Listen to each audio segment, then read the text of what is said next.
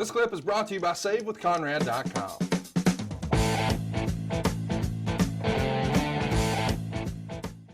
Let's talk about the show itself. This is a fun show. I mean, I absolutely loved this era. I'm at my peak fandom as a kid here.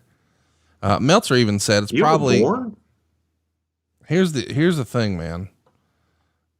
And this, you know, listen, I'm going to beat you up, and we've already done a little bit of it about the Gulf War stuff, but we just mentioned this has more buys than any Rumble until Rumble 99.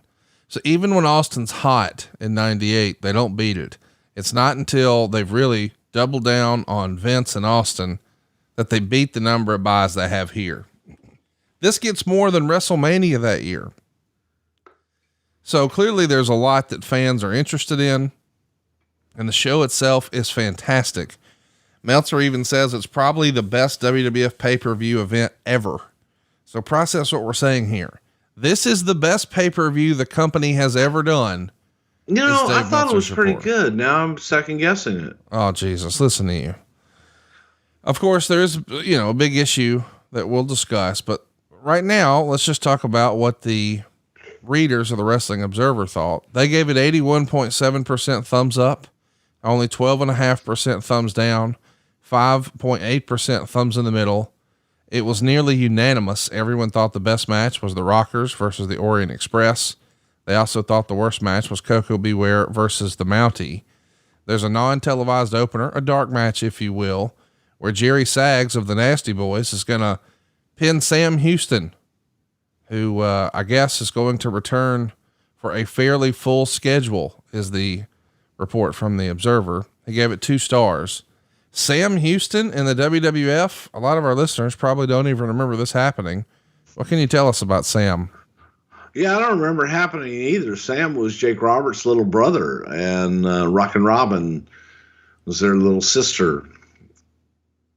You know, Sam was one of those guys that if he had only been able to fill out like he did in much later years, I think that Sam probably could have been the biggest star of the Smith family.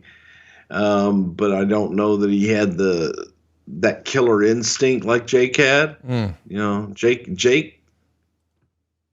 is a unique cat. Jake had a psychology and killer instinct about everything that he did and was able to pull that off of the character of Jake the Snake Roberts. Sam wanted to be that yeehaw cowboy babyface smiling. I'm gonna get you. I'm gonna lasso up me some grub and some pretty girls, and you know, half Tommy Rich, half Dickie Slater, half Cowboy Luttrell.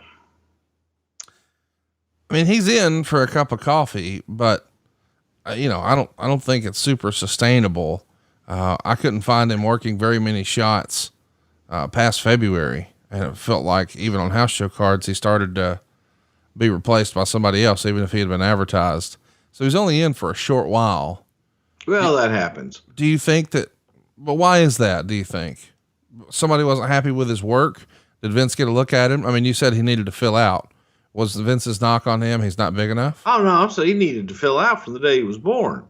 But no, I think that Sam sometimes can always be the most reliable, and I got you.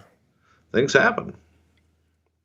Was he, as they like to say in wrestling, battling demons in that era? Maybe in that era, I don't remember Sam battling demons. I know in certain parts of his career that he may have had some demons to speak of, but I don't remember during this time that he was really off. But I think that there were some things that we just couldn't see on the surface and didn't know about. Hey, it's Conrad Thompson. Thanks for checking out the podcast here on YouTube. Be sure to hit the subscribe button and the notifications bell so you get a notice anytime we upload some new content.